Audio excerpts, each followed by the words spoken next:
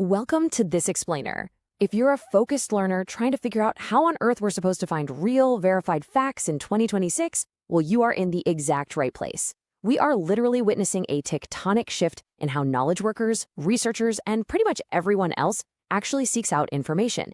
Today, we're putting the two heavyweight champions of information retrieval head-to-head. In one corner, the traditional index-based giant, Google Scholar, and in the other, the generative synthesis powerhouse ChatGPT. Let's get right into it. So I want you to really think about this for a second. It's kind of the ultimate question of our generative era.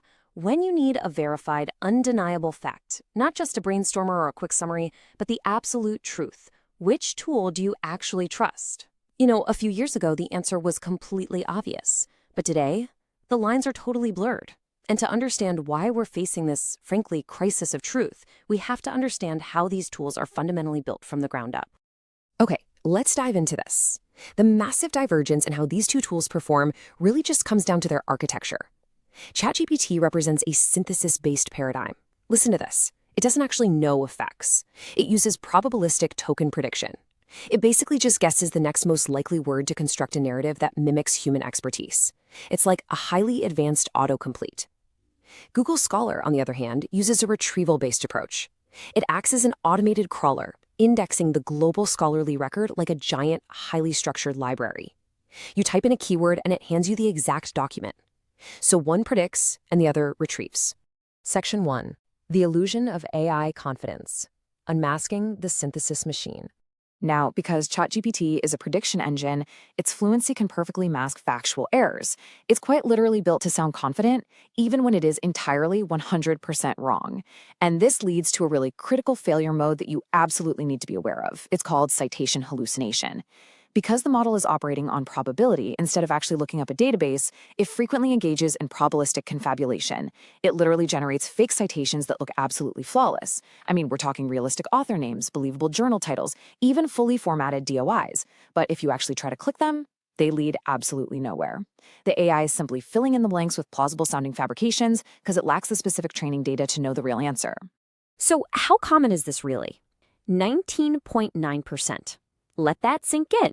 A late 2025 study published in JMIR Mental Health simulated literature reviews using GPT-4o, and they found that nearly 1 in 5 citations generated by the AI were completely fabricated. 1 in 5. They could not be traced to any real publication whatsoever. And even crazier, of the citations that were actually real, over 45% contained bibliographic errors. This completely breaks the chain of verifiability that all of science relies on. Now, what's really interesting about this data is how the hallucination rates change depending on the topic. In general science, GPT-4o has brought the hallucination rate down to somewhere between 18 and 28%. But when we move over to high-stakes, specialized fields like medicine and law, the hallucination rate actually jumps up to 31%. The less familiar the topic is to the general public, say specific mental health disorders or complex legal precedents, the more likely the AI is to just invent the evidence. So you might be thinking, if AI is hallucinating all over the place, we should just stick to Google Scholar, right? Well, Section 2. Traditional search under attack. Google Scholar's hidden vulnerabilities. Here's the thing. Google Scholar is essentially just a massive unfiltered crawler. It doesn't have the stringent quality assurance of highly curated, expensive databases. And that makes it incredibly susceptible to a relatively new threat called evidence hacking. This is where bad actors use AI to mass-produce completely fake scientific papers, publish them in predatory journals or preprint servers, and then just wait for Google Scholar to crawl and index them. Suddenly, you've got fabricated junk science sitting right there next to legitimate peer-reviewed research in your search results. And if you're wondering what these fake papers are even about, it turns out 57% of them are targeting health, the environment, or computing. Think about that.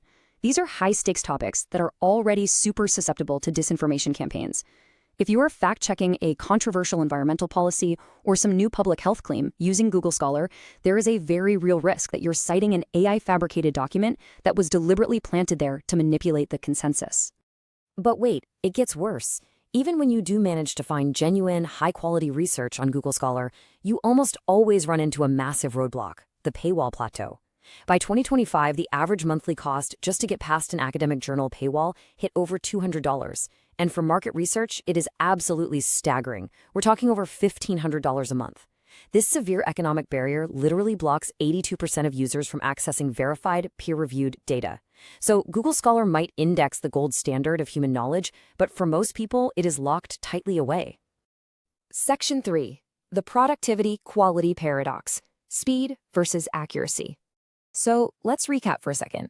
If traditional search is full of paywalls and junk science, why on earth are over 700 million weekly active users flocking to ChatGPT for their research? Honestly, it comes down to incredible efficiency. The trade-offs here are stark. Empirical studies show that users are 158% more productive when using ChatGPT compared to traditional search. A set of queries that would take you almost 15 minutes of digging, clicking, and applying complex Boolean logic on Google takes under 6 minutes on ChatGPT. It's a massive egalitarian catalyst. It levels the playing field so anyone can access complex ideas using plain natural language. But this speed comes at a heavy cost.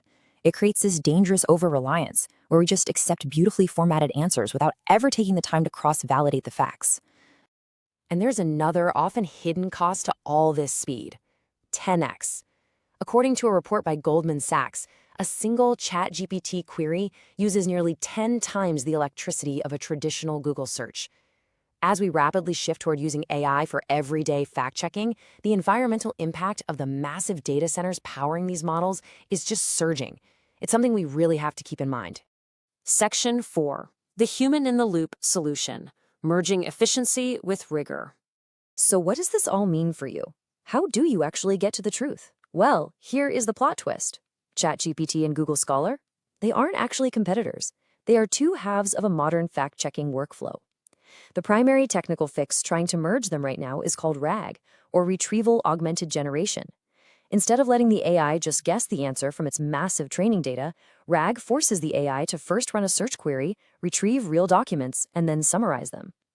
And while a 6-layer RAG validation approach can actually drop hallucinations to less than 0.1%, recent archive studies show it definitely still has flaws. Basically, if the search pulls up irrelevant or noisy results, the AI is still going to make bad guesses based on that bad data. And this brilliantly illustrates exactly where we are today. AI is fantastic at assessing national news, static linguistic facts, and claims that are already widely known to be true. Why? Because that information is heavily represented in its training data. But its glaring weaknesses are local news, rapidly evolving dynamic events, and debunking completely false claims. If an event is too new or too niche, the AI simply lacks the context to verify it accurately.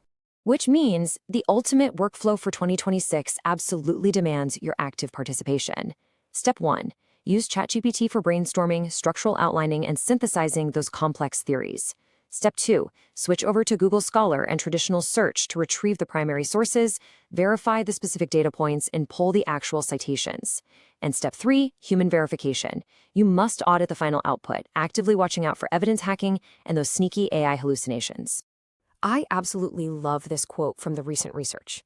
The role of the human fact-checker has transitioned from a finder of facts to an auditor of intelligence. This is exactly why this matters for you. Your job is no longer just finding the information. AI can do that in 5 minutes. Your new skill set requires prompt engineering, technical verification, and most importantly, ethical oversight. You have to be the judge. I'll leave you with this final provocative thought. As generative AI continues to mediate more and more of the information we see every single day, the truth isn't going to be found in just a single source anymore. It exists right at the intersection of generative efficiency and scholarly rigor. So, moving forward in an increasingly AI-mediated world, how will you audit the intelligence you consume? Keep questioning, keep verifying, and thank you so much for learning with me today.